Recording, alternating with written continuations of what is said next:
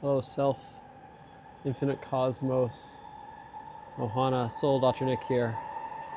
Magic Mirror work for September 23rd, Tuesday, 2025.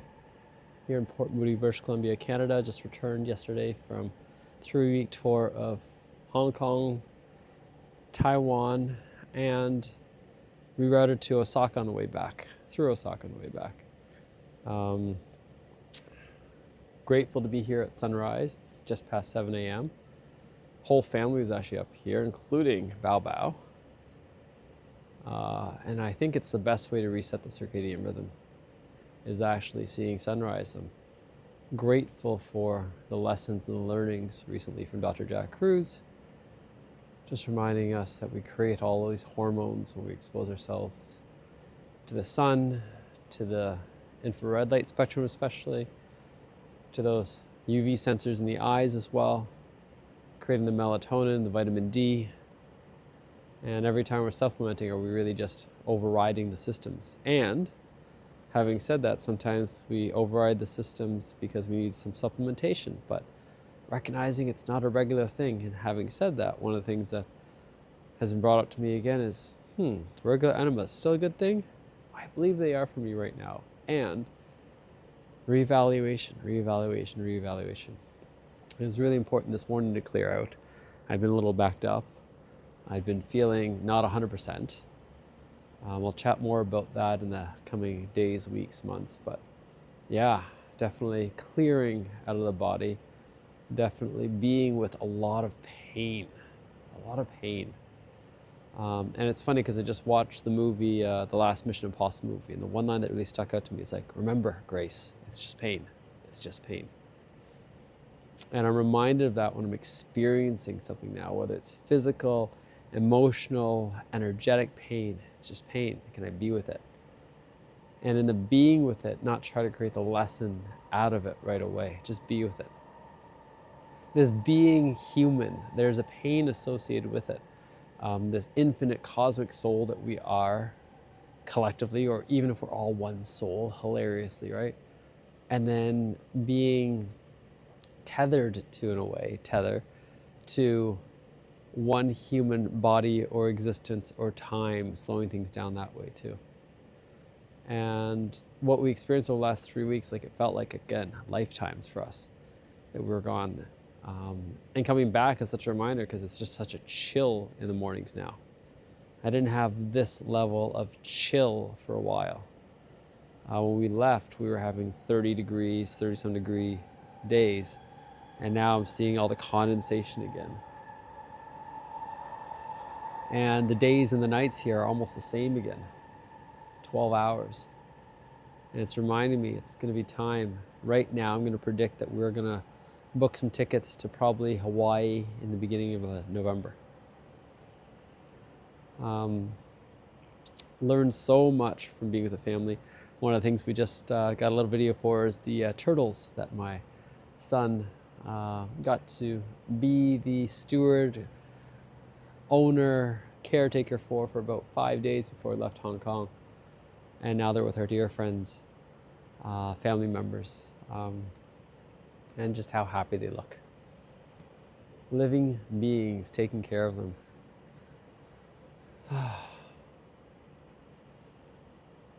How, in some ways, I probably overindulged in a lot of really tasty food, and it caught up with me.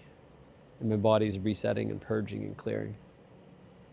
How the climate we've gotten used to here, there's a comfort level.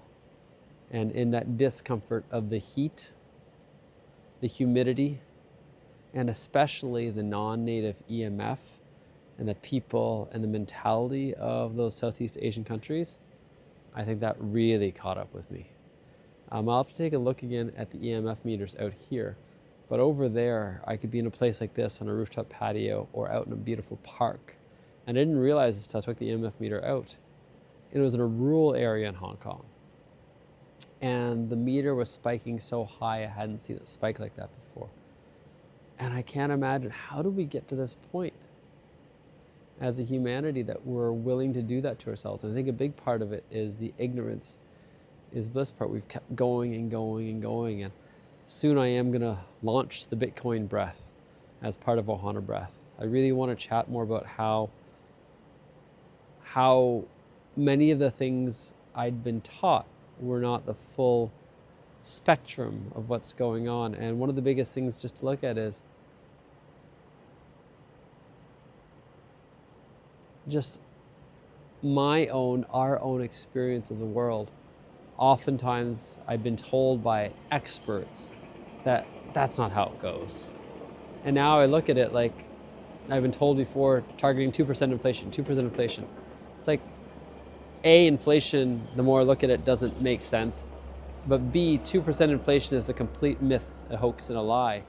I mean, this condo here is worth $1 million, quote unquote. 10 years ago, this condo was probably worth less than $300,000-$400,000.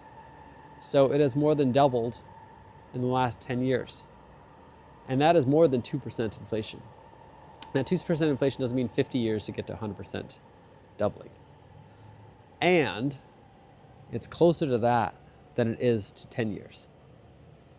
And with this kind of change, what's going on, and being able to see, okay, there's a lot of excess money being pumped out.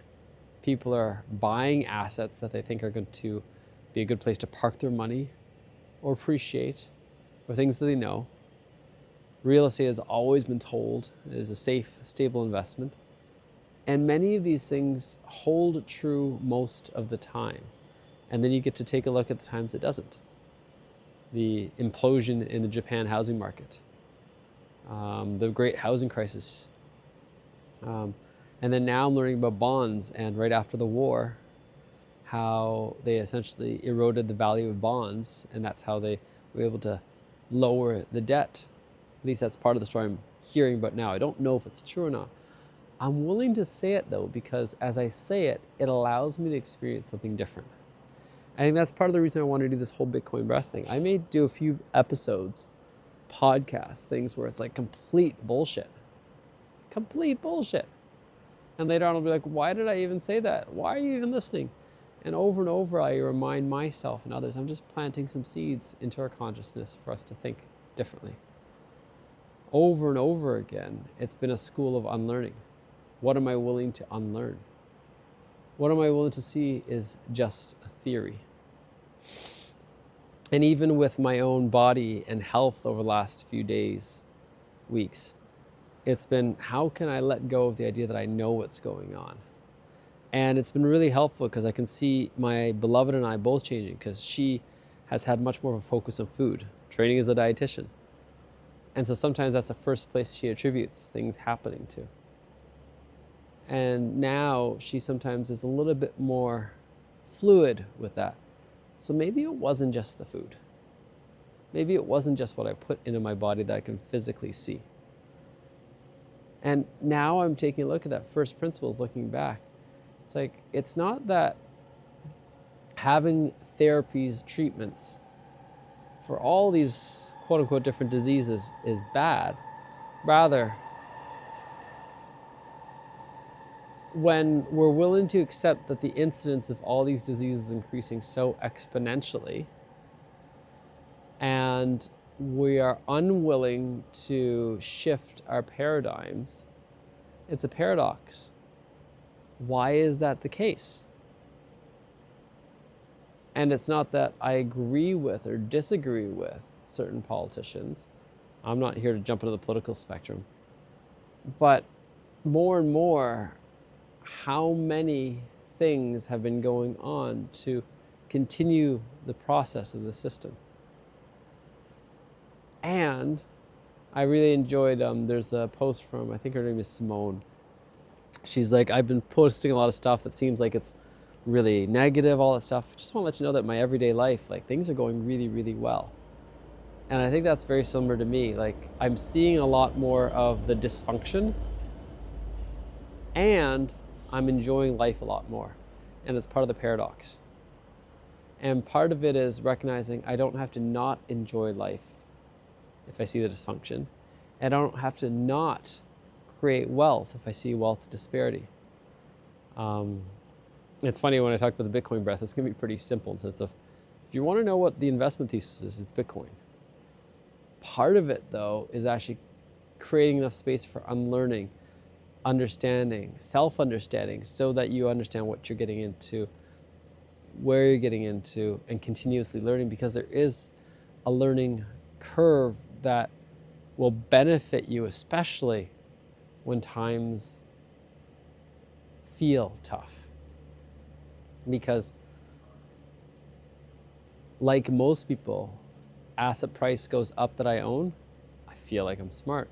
Asset price goes down that I own, I feel like I'm stupid. Now I'm getting it more. It's like, no. Once you've figured it out for yourself and for myself, oh, Bitcoin, orange, all the different signs, all the different evidence. Asset price goes up, cool. Asset price goes down, cool. And if anything, there's a part of me that wants the asset price to go down more now that I figured it out, so I can actually get in more at a lower price. And it'll keep happening. It's going to keep having jumping highs, going lows. And in the midst of all that, it's still continuing to see, how can I create value for the world? And I'm jumping into a week of creating value. I've got a couple men who are coming through for a week of work, and I'm really excited. And taking my time, because I have much less capacity right now in this very moment. I'm recording this video because I get to be out here in the sunshine at the same time. Because of the way the sunshine works now, I'm not getting it where I was. And now that I've come back, I've got to come back over here. Oh, there's the sun. Oh my God. I'm back over here for the first sunshine, which is crazy. Back to the fire. Which means the sun has really moved down south. And the sun hasn't moved at all, or the sun has moved tremendously. We've just moved in relation as well. And it's such an interesting idea. Like, I'm really enjoying playing with these ideas. Is the earth round, toroid, flat, changing? Is there consensus reality? Is there objective reality? And it's so much fun to explore this, not from a place of I need to figure it out because otherwise it doesn't work. It's just, I'm curious. What do I want to do in this massive, giant, real life game? Because it's just a giant, massive, real life game. And I really enjoy playing games. I think I will play Borderlands 4 still at some point in time. But until I really want to, I don't need to yet. Right now, it's just, how do I play this game of life? Of living. And the next game that we're playing is the Follow the Sunshine game, the business building game, the health and wealth building game, the home building game. Like, where are we going to be for a home? This has served us really, really well. This rooftop patio, this place. And I don't anticipate serving us really, really well for too much longer. And I don't know where we want to go, how much energy we want to pour into that, and what kind of energy we want to pour into that.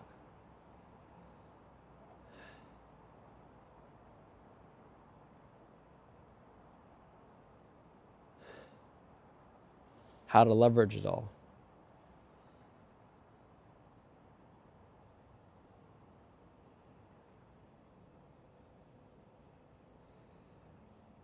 One of the things I recognize I'm practicing, and I'll take a look at the scripts that my dear friend TK has sent me soon again and record some videos there, is how to actually create videos which tie a thread together more clearly. Because the point of that is to help myself be able to tie stories up more cleanly as a practice, to bring people in, because I really want to bring people in, and right now I'm making it way too freaking difficult. The barrier to entry is so high in a way, not from cost, from time, from understanding, Part of it is I've been enigmatic because I'm still trying to figure out myself. Part of it is, here's the big one, looking at even etiquette, the whole idea of etiquette. And a big part we were looking at was etiquette. It was really just trying to get people to see me, us, a certain way. And I will admit right now, in this very moment, I care deeply about what people think of me and how they see me and how they perceive me. And the better I'm able to keep moving, and I've moved that needle a lot over the past 45 years, the better I'm able to shift away from needing others to perceive me in a certain way, the more I can be me, unapologetically me. And at times I may offend, inspire, all those things. But there's a piece that it was really helpful to see when, I think it was my beloved pointed this out about etiquette. I was like, I can see other people's etiquette. I'm going to ask them for help to see mine. Where am I holding myself back with my etiquette? Where am I missing the mark with my etiquette? And sometimes I do it because I'm trying not to be perceived a certain way, or I want to be perceived as financially successful. So then I'll act a certain way, spend more money, tip more, not negotiate more. Sometimes I will try harder, play harder, expend myself, be a martyr. And getting better and better because I say it up front out loud to myself and clients especially. I'm not going to try to show you that I'm working. That's one of the most foolish things I could do.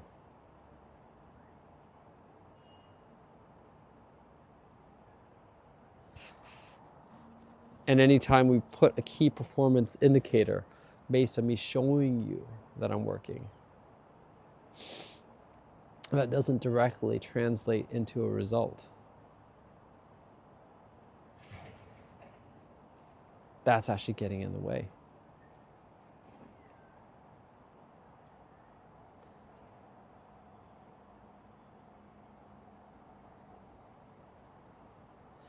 And I was thinking that for sales, number of calls, all that stuff. And then there's the part where in some of those fields, for some of those roles, you want someone who can actually push through that. Over and over again, put in that face like, all right, we got this, we make this call.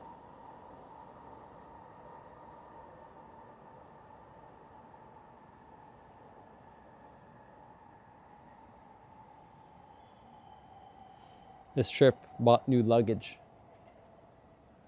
That's big for us because what it's a leading indicator for is that we're going to travel more. I hadn't bought new luggage in over a decade because I realized, what's the point? There's nowhere we're going to go. If we're not going to go somewhere, that's not the place to invest the money. And now it's like, it's the place to invest the money. What else is there to invest? What is there to divest from, to let go of?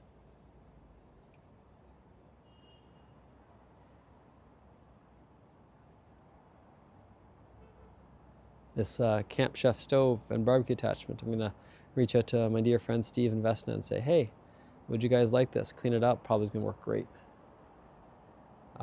No guarantees, but would love to give it to them.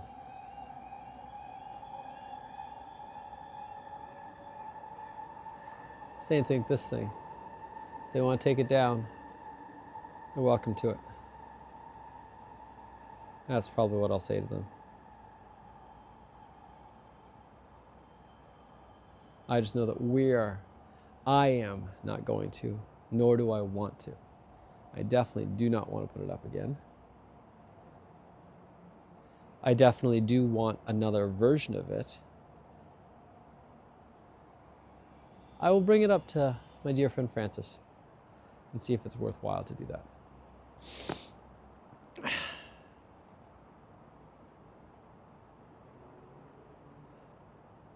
I think we spend far too much time doing things like that, but That's me. And again, my way is not the right way for everyone. My way is the right way for me. Same reason why I invest in some of this technology stuff. I'm looking at, okay, so we bought something, bamboo or something screen for the patio in our old place. It's 150 bucks. My beloved loved it, got it for a while, we moved. It's no longer useful, it violates the strata here, so it's been sitting in the corner since we lived here. My son's like, why is it still here? First thing my beloved says, like, it was very expensive. And I was like, wait a second. I invite us to shift that, because as long as we keep saying it was very expensive, there's a part of us thinking, I need to hold on to this. Like, I can't let it go. I can't sell it. No one wants to buy it from me. But I also can't throw it away or give it away because it was worth too much. And more I'm looking at it like, how do we actually let go of these things? But I can look at the things that she looks at. For me, it's the things that are like, oh, what if there's a data thing? What if there's a memory thing? What if there's a ... And those are the things for me to start letting go of. That old Drobo box. Need to really get that checked out and let it go. Let it fucking go. I knew that a while back already too. So we'll get that done sometime this week. What else is there? Hello, sunshine. Thank you. Thank you.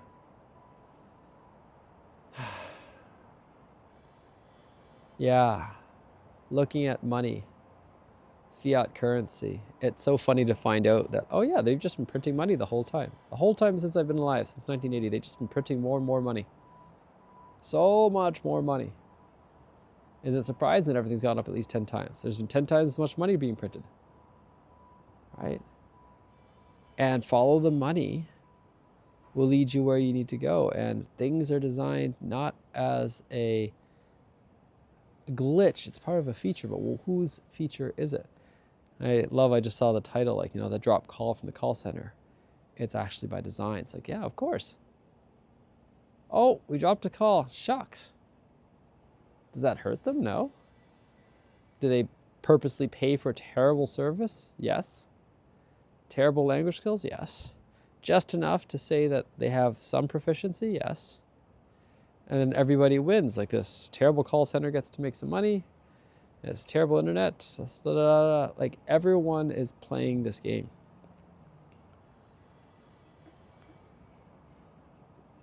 And part of it will be, how do we reinvent some of these models? Because we've forgotten what are the models we actually want. As a collective society, I think we actually want things to work and to work well. And we're missing out on that. And AI is not going to fix that in terms of how we choose, how we value, how we prioritize. One of the things when I was over in Taiwan especially is they've got all these amazing beef soup noodle places. And I was like, these big cities in Asia have really figured out how to make these little food stalls work so much better that you can go out regularly, have a really clean, decent meal, and not break the bank. And if we could bring that to this neck of the woods, I would love that. I'd love to bring like a couple of the chefs there, figure out a supply chain, figure out a simple menu, and just sell shit tons of it so that people come in, go, come in, go, come in, go, and eat and nourish. That's all it is. That's all it is.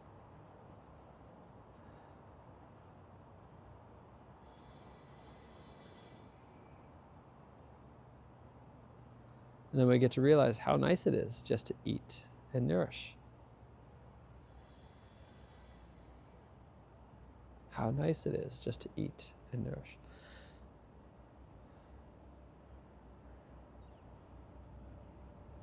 And have a flow of people coming through. What that would mean for a community.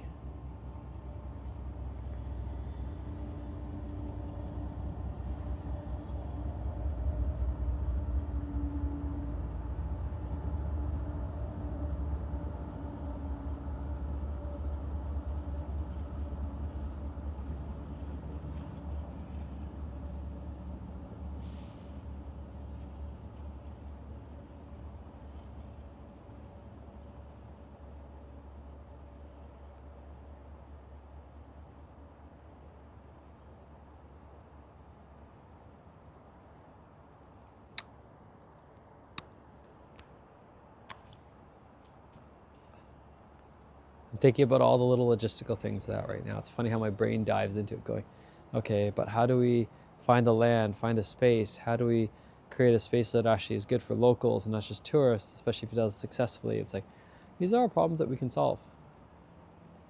A big part of this, and that's somewhere else for me to create, is just dropping ideas that I have and saying, hey, who wants to run with this? Someone who really cares about it wants to run with it. I'd love to chat with you, noodle, get some thoughts, some ideas, because I want that to be a reality. I just know I'm not the one to bring it to reality.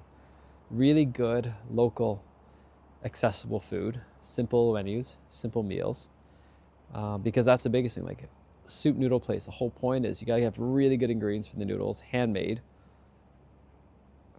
good sourcing the beef, good sourcing the broth, no MSG, things like that, or no MSG is not serving at least, and then so much flow through that you can bring the price down. Because I'd love to eat that regularly. My son would love to eat that regularly. Products, there's so many products that I'd love to support being able to be created, brought to market, but I'm not a product guy right now. I don't want to iterate, do all that stuff. I love the idea, the dream of it. Even the service, it's a part of it is I want to keep reinventing, reimagining what we're doing. And I want to partner with people, and that's why I'm really grateful. I've got Matt as my founding partner. I'm going to chat with some others to see how do we create more? How do we create to be an even better service, offering? And really right now it is targeting not just high net worth individuals, but individuals who are really willing to invest this kind of money in their self-growth. We're not looking for someone who's like, oh, I'm going to spend a little bit of money, less than $10,000. No, we want to go for the over $10,000 market. We want to make it so good that they want to tell everyone else in the over $10,000 market about it. And then as we do that, we can actually increase the price because there's more demand. And right now we're going to stick to this price point until we can actually figure out how to increase the demand.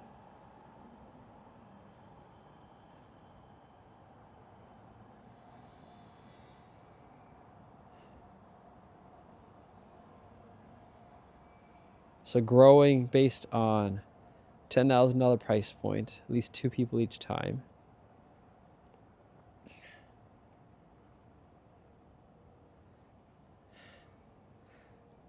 Probably eventually be up to 4 people each time.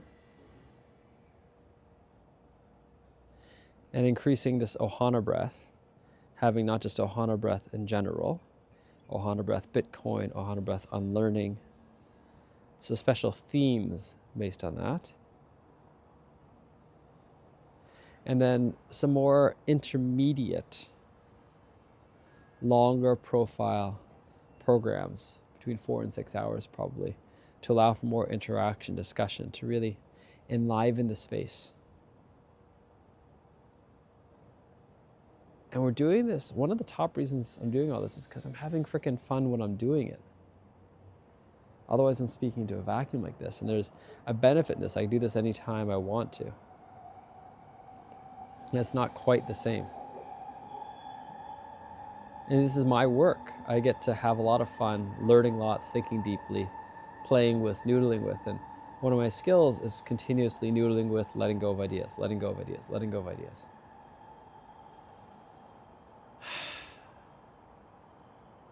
So I've been burning a fire this whole time too, moving energy. There's the sunlight. This is a 30-minute video now. I am going to be getting a new cosmic orange phone soon because it's fucking cosmic orange. If it wasn't that, I would not be nearly as excited. None of the new technology really inspires me that much, but it's supposed to be a better camera. I imagine DJI is going to release their next Osmo Pocket this year. I'm probably going to get that. They have their new microphones, which I may need to get soon, because especially if my little mic minis aren't working.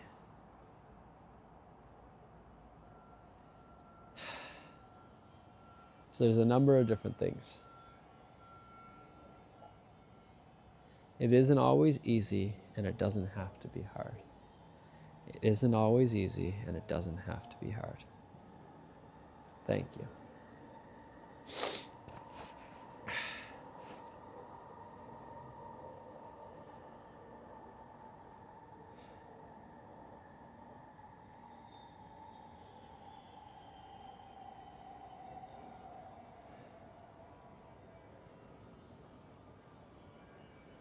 It isn't always easy, and it doesn't have to be hard.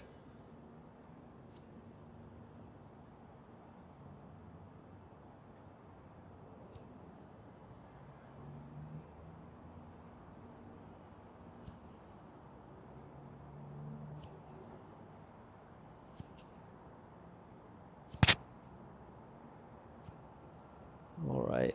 Is there anything else?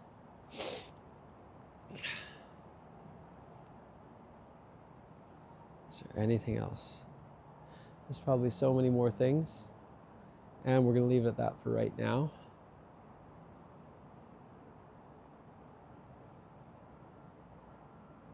I might actually do this as my first business expense, the Mic 3, through the company, since I was able to create the revenue. All right, that's some of it, not all of it. Ciao for now.